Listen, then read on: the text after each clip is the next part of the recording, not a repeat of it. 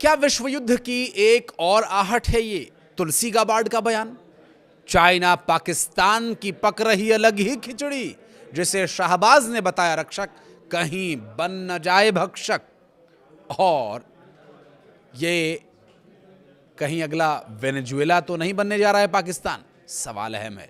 America की खुफिया agency की प्रमुख तुलसी गाबार्ड ने कहा कि पाकिस्तान ऐसी लंबी दूरी की मिसाइलें बना रहा है जो भविष्य में अमेरिका तक हमला कर सकती है।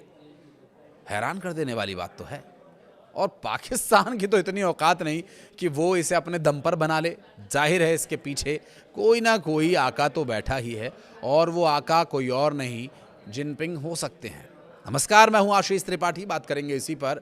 वॉशिंगटन डीसी में एक मीटिंग के दौरान तुलसी गाबार्ड ने बताया कि आने वाले समय में दुनिया में खतरनाक मिसाइलों की संख्या बहुत तेजी से बढ़ी है, और इंटेलिजेंस कम्युनिटी का आकलन ये भी है कि करीब 3000 मिसाइलें ऐसी हैं जो अमेरिका तक हमला कर सकती हैं।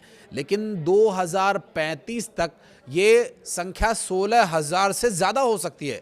तुलसी गाबार्ड के मुताबिक रूस, China, north Korea, Iran, Pakistan जैसे देश नई नई मिसाइली तकनीक और हथियार बना रहे हैं। उन्होंने ये भी कहा कि पाकिस्तान ऐसी इंटरकॉन्टिनेंटल बैलिस्टिक मिसाइल बना सकता है जो बहुत दूर तक मार कर सकती है। तो ईरान भी 2035 से पहले ऐसी मिसाइल बना सकता है। और दरअसल गाबार्ड ने चीन और रूस को सबसे बड़ा और लगातार खतरा बताया।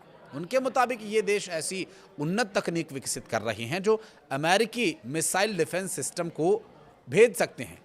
उन्होंने उत्तर कोरिया के साइबर खतरे का भी जिक्र किया और कहा 2025 में उसने क्रिप्टो करेंसी की चोरी के जरिए करीब $2 बिलियन जुटाए थे और उसके हथियार कार्यक्रम को फंड मिला। सुनवाई के दौरान ईरान के साथ संभावित युद्ध और पहले दी गई खुफिया जानकारी पर गाबार्ड ने सवालों का सीधा जवाब देने से भी इनकार कर दिया।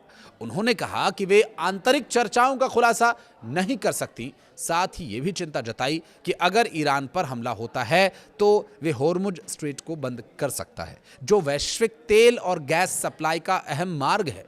तुलसी गाबार्ड ने रिपब्लिकन राष्ट्रपति को दी गई खुफिया जानकारी के बारे में पूछे गए सवालों को बार बार टाल दिया। इससे डेमोक्रेट नाराज हो गए। सीनेट खुफिया समिति के शीर्ष डेमोक्रेट वर्जीनिया के सीनेटर मार्क वार्नर ने गाबार्ड से पूछा कि क्या उन्होंने ट्रंप को सलाह दी थी कि अगर ईरान को अमेरिकी हमलों का निशाना बनाया गया तो वो खाड़ी देशों पर हमला करेगा और होर्मुज स्ट्रेट को बंद कर देगा। इस सवाल का भी गाबार्ड ने सीधा जवाब नहीं दिया। उन्होंने कहा कि मैंने आंतरिक बातचीत का खुलासा नहीं किया और ना ही करूंगी। उन्होंने कहा कि मैं ये कहना चाहूंगी कि खुफिया समुदाय में हम सभी राष्ट्रपति को उनके फैसलों में मदद करने के लिए उपलब्ध हैं। सभी बेहतरीन वस्तुनिष्ठ और खुफिया जानकारी प्रदान करते हैं। बुधवार को अमेरिकी सीनेट में पेश की गई अमेरिकी इंटेलिजेंस कम्युनिटी की एनुअल थ्रेट असेसमेंट रिपोर्ट के मुताबिक भारत और पाकिस्तान के संबंध में परमाणु युद्ध का खतरा बना हुआ है।